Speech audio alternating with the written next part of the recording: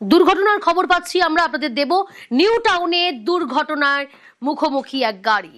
কি হয়েছে, কিভাবে ঘটলো এই দুর্ঘটনা জানার চেষ্টা করব। তবে নিউ টাউনে দুর্ঘটনার খবর, নিউ টাউন থেকে দুর্ঘটনার খবর আসছে। অনুপ রয়েছে, আরো ডিটেল জানবো। অনুপ, কিভাবে ঘটলো এই দুর্ঘটনা?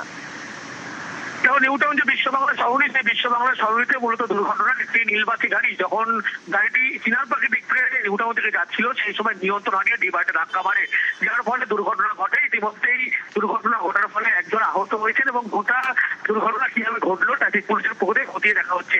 অত্যন্ত ব্যাপকভাবে আসার জন্যই দুর্ঘটনা বলে প্রাথমিক অনুমান করছে, যদিও সিসি ক্যামেরা ফুটেজ ইতিমধ্যেই পুলিশের পক্ষ থেকে খতিয়ে দেখা হচ্ছে।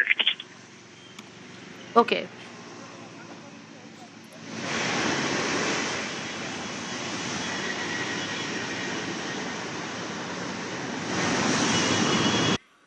দুর্ঘটনার খবর পাচ্ছি আমরা আপনাদের দেব। নিউ টাউনে দুর্ঘটনার মুখোমুখি এক গাড়ি। কি হয়েছে, কিভাবে ঘটলো এই দুর্ঘটনা জানার চেষ্টা করব। তবে নিউ টাউনে দুর্ঘটনার খবর, নিউ টাউন থেকে দুর্ঘটনার খবর আসছে। অনুপ রয়েছে, আরো ডিটেল জানবো। অনুপ, কিভাবে ঘটলো এই দুর্ঘটনা?